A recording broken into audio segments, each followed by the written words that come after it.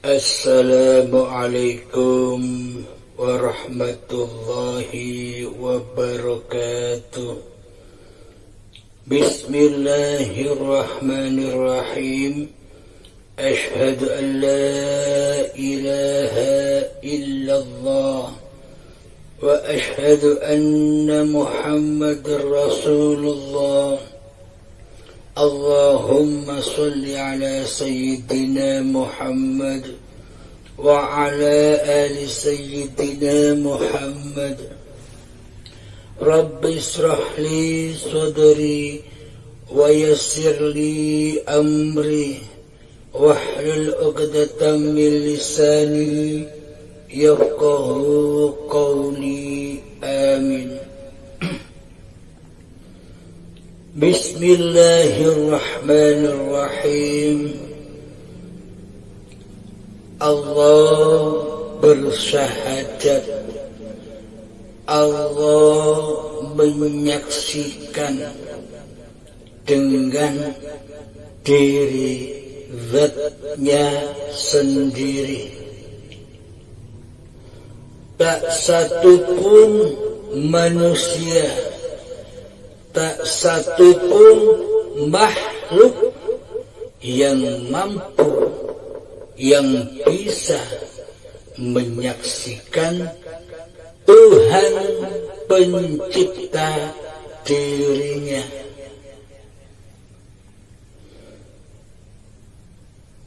Melihat Allah dengan Allah, melihat Allah dengan mata kepala kita. Sebelumnya tentu harus kita sadari dulu, tentu kita pahami dulu siapakah Zatullah itu.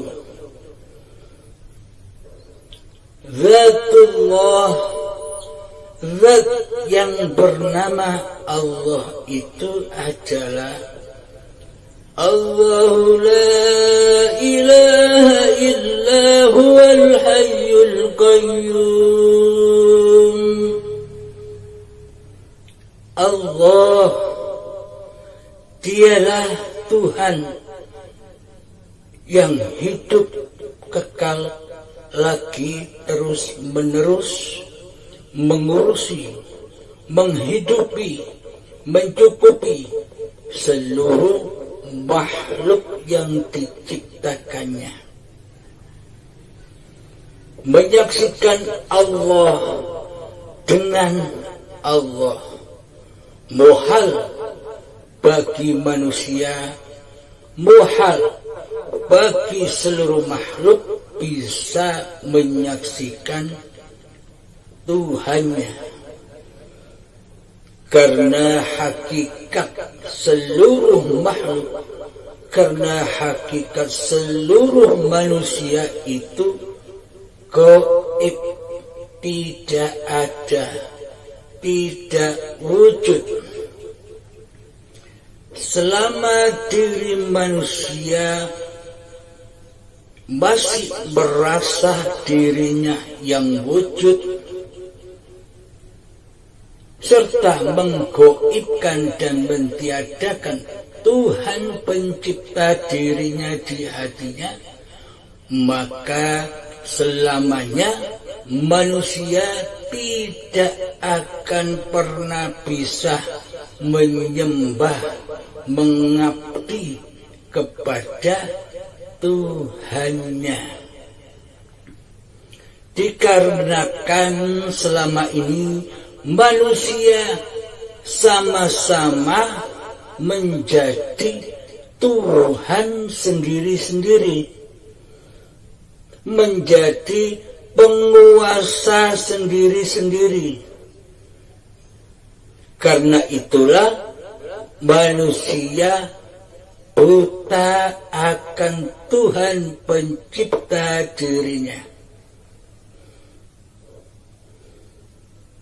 Maka dari itu, mari kita coba kupas Bagaimana maksudnya memandang, melihat, menyaksikan Allah dengan mata kepala kita. Menurut syariat, menurut mayoritas manusia, tidaklah mungkin Allah bisa kita lihat. Tidaklah mungkin Allah bisa kita dengar. Tidaklah mungkin Allah nampak seperti penampakan-penampakan yang Anda rasakan selama ini. Seperti penampakan segala sesuatu yang diciptakan oleh Allah. Dikarenakan kita selama ini hanya memandang casing-casing, hanya memandang wujud-wujud yang kasar. Kita luput memandang latifah Rabbaniyah. Mari kita buktikan bagaimana maksudnya memandang Allah, melihat Allah, menyaksikan Allah dengan mata kepala kita.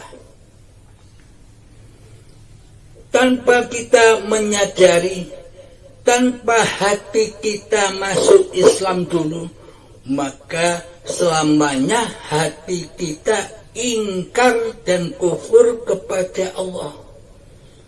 Jadi untuk menyaksikan Allah, untuk memandang Allah, maka Islamkanlah hati kita dulu. Yakni kita wajib mengetahui seluruh sifat-sifatnya Allah dan seluruh sifat wajib bagi seluruh manusia. Bagaimana sifat wajib bagi Allah? Contoh, bagi muslimin dan muslimat, bagi mukminin dan mukminat, syarat masuk Islam itu wajib tahu kepada Tuhan yang akan disembahnya. Awaluddin ma'rifatullah. Awal suatu agama adalah makrifat. Arti dari makrifat adalah tahu dengan kenyataannya Tuhan siapa yang bakal kita sembah. Tanpa kita makrifat, tanpa kita tahu akan Tuhan yang akan kita sembah, maka muhal, tidak mungkin kita bisa menyembah. Tidak mungkin hati kita Islam. Tidak mungkin hati kita selamat menuju apa yang kita sembah. Terbukti selama ini hati kita menyembah, mengabdi kepada selain Allah. Meskipun kelihatannya badan-badan ini gambar-gambarnya menyembah seperti sholat dan ibadah-ibadah yang lain, akan tetapi perhatikan di dalam hati kita, siapakah yang wujud di hati kita dikala kita menyembah? Kan Allahnya tidak ada. Kan Allahnya gaib. Yang ada hanya hawa nafsu kita sendiri yang sok bisa menyembah. Padahal yang disembah bukan Allah. Akan tetapi yang disembah hawa nafsunya sendiri, yang merasa kuasa, yang merasa bisa bertindak laku di dalam sholat, di dalam segala ibadah, mengaku-ngaku bahwa dirinya lah yang memiliki dan yang menguasai seluruh ibadah-ibadah itu. Inilah bukti bahwa selama ini kita tidak menyembah Allah, melainkan menyembah hawa nafsu kita sendiri. Karena praktek hati kita selama ini hanya linafsi, bukan lillahi ta'ala. Karena yang wujud, yang nampak, yang nyata, yang kita saksikan selama ini di dalam seluruh sholat dan ibadah kita, hanya diri kita sendiri yang kuasa untuk beribadah. Allahnya tidak ada. Karena anggapan kita selama ini Allah itu gaib, Allah itu tiada. Maka batallah seluruh persembahan kita kepada Allah. Karena syarat menyembah itu wajib ada Allah dan wajib ada hambanya. Wajib ada Khalik dan ada makhluknya. Akan tetapi yang terjadi selama ini, yang ada hanya diri kita sendiri. Allahnya gaib, Allahnya tidak ada. Coba perhatikan, benarkah hal yang demikian itu? Apakah demikian yang dikatakan menyembah?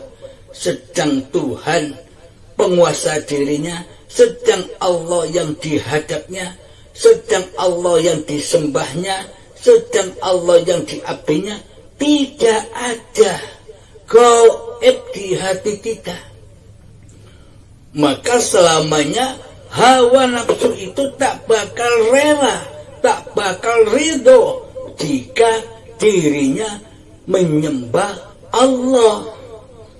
Karena hawa nafsu itu sifatnya ingin seperti Allah, ingin menjadi Allah. Hawa nafsu tidak mau ada kekuatan-kekuatan lain selain dirinya. Hawa nafsu tak mau bila sholat ini yang melakukan Allah, yang menguasakan Allah. Hawa nafsu tak ridho yang demikian itu. Sebab hawa nafsu selalu mengaku-ngakui bahwa yang sholat ini aku hamba, yang ibadah ini aku hamba, yang bekerja ini aku hamba, yang naik motor ini aku hamba, yang belanja di pasar ini aku hamba, yang memasak di dapur ini aku hamba. Seluruhnya rojiun dan berpulang kepada hawa nafsu yang menjadi Tuhan kita selama ini. Coba kita hayati, coba kita sadari, dan coba kita tafakuri. Benarkah hal demikian yang terjadi di masing-masing hati kita selama ini? Coba kita rasakan, coba kita sadari.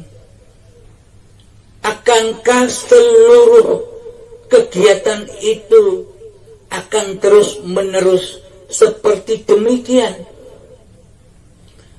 Apakah kita tidak capek menjadi Tuhan? Apakah kita tak capek menjadi penguasa atas segala keadaan badan ini?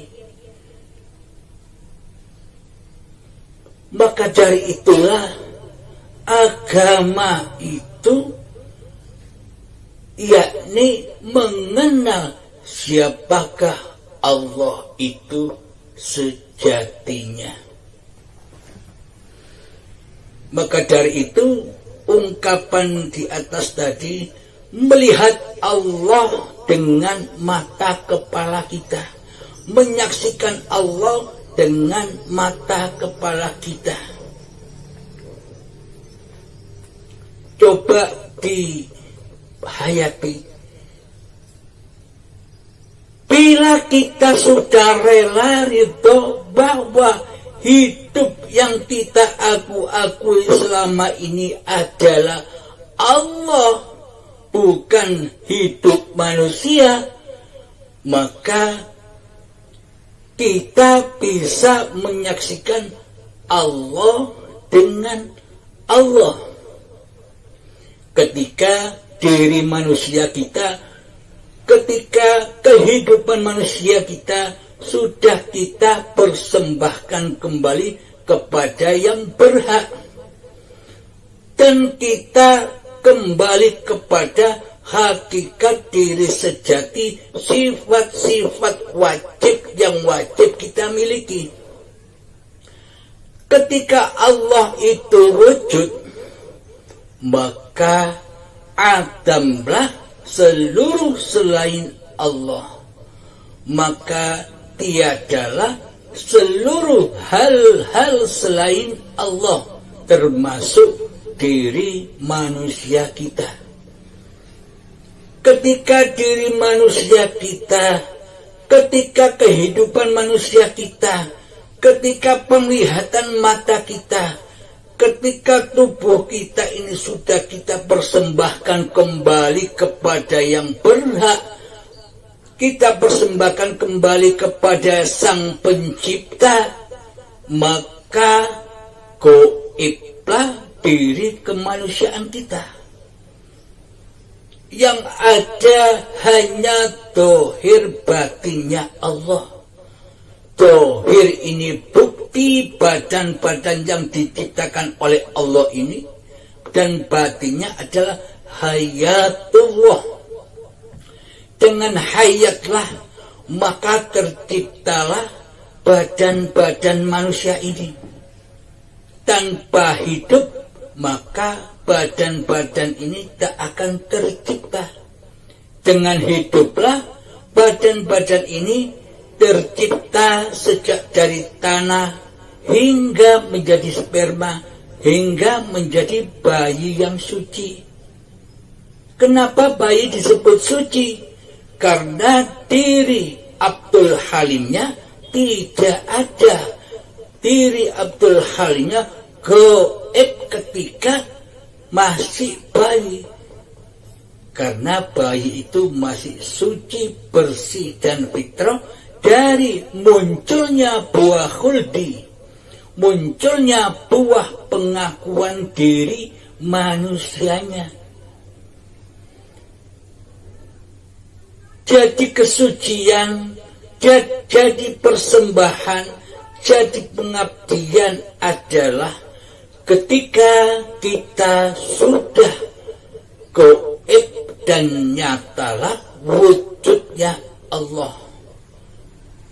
Itulah yang dikatakan suci, yakni maha suci sendiri yang wujud, yakni hidup inilah yang tampil di dunia ini. Coba rasakan di dalam hati kita. Tengoklah hidup yang selama ini kita akui.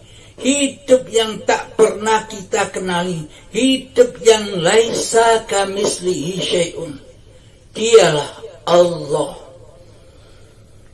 Ketika mata ini memandang segala sesuatu yang ada di depan kita, maka apa yang dipandang dan siapa yang memandang itu sama. Ketika kita memandang pepohonan, contoh ini, ketika kita memandang pepohonan, yang wujud itu pohonnya, apakah hidup kita? Yang wujud. Selama ini kita menyangka yang paling wujud di dunia ini adalah syariat-syariat. Seperti pepohonan, persawahan, pegunungan, jalan-jalan yang banyak sekali itu. Pokoknya apa yang kita tampilkan di mata kita itulah syariat, yakni yang disyariatkan oleh hidup. Tanpa adanya hidup, tanpa adanya ma'rifat, maka seluruh syariat-syariat itu tak akan pernah bisa kita saksikan. Contoh diri kita ini yang disyariatkan oleh Allah, oleh hidup, oleh ma'rifat. Karena selama ini kita tidak menyadari bahwa segala sesuatu yang kita pandang dan apa yang kita rasakan ini bukan kita dan milik kita. Seluruhnya hanya miliknya hidup, miliknya Allah. Tanpa adanya Allah kita tak akan ada. Dengan Allah lah kita ada. Dengan Allah lah kita bisa menyaksikan Allah. Dengan Allah lah kita bisa mendengarkan Allah. Jadi persaksian kita, pendengaran kita selama ini karena adanya Allah, karena adanya hidup. Dengan hayatlah kita bisa mewujudkan, mensyariatkan segala sesuatu yang kita lihat. Dengan hiduplah kita bisa bersyariat, menjalankan sholat, menjalankan seluruh ibadah kita, maka persembahkan kembali kepada ma'rifatnya dengan jalan lillahi ta'ala. Itulah yang dituntunkan Rasulullah kepada kita. Pada intinya di dalam sholat dan di dalam segala ibadah kita itu hanya satu tujuannya, yakni zikrullah. Zikrullah. Zikrullah.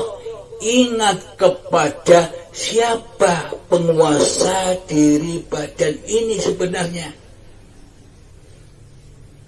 Jadi hakikat sholat, hakikat ibadah itu, hakikat amal soleh itu kembalinya kekuasaan hamba kepada kuasa Tuhannya. Kembalinya wujud hambanya kepada wujud Tuhannya. Demikian para sahabat. Semoga yang sedikit ini bisa membuat kesadaran selama ini. Ibaratkan kita nonton bioskop.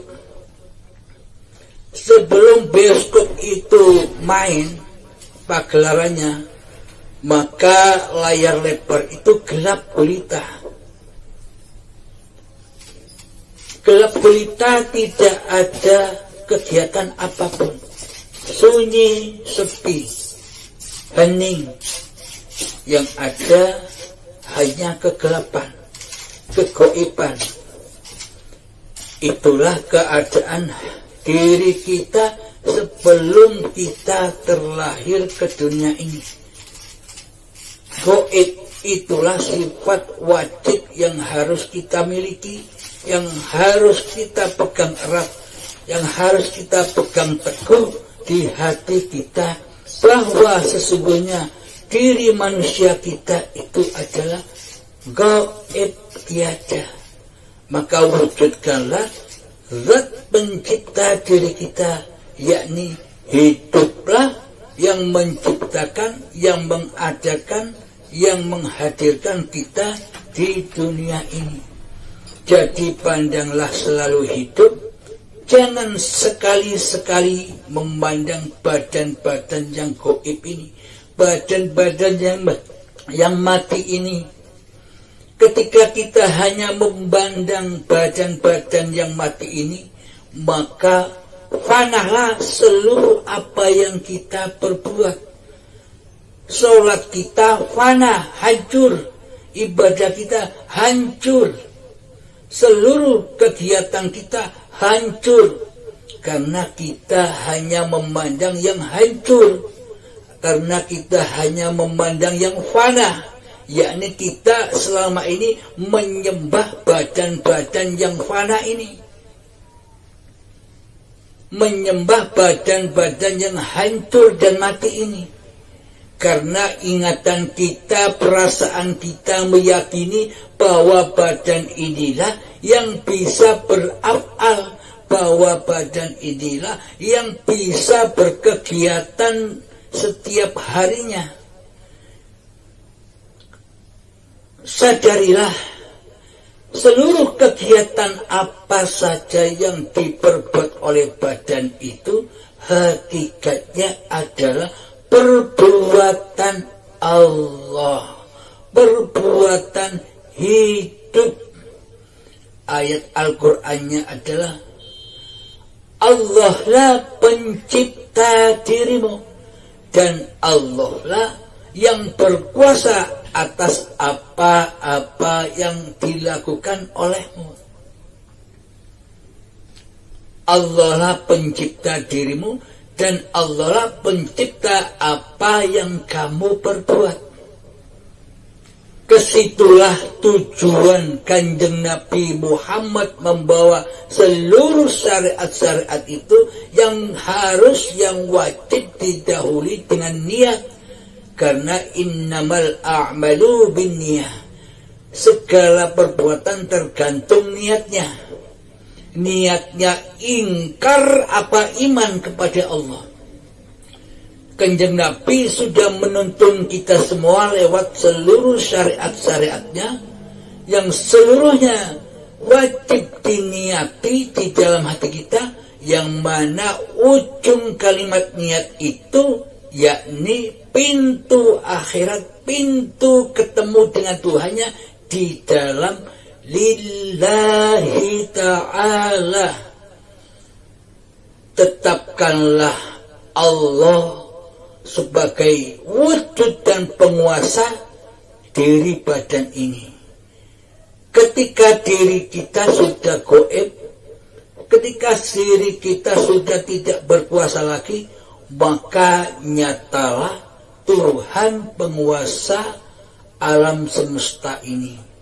Semoga Allah selalu membimbing hati kita, selalu mengantarkan kita kembali rojiun kepada Allah. Disitulah suci. Assalamualaikum warahmatullahi wabarakatuh.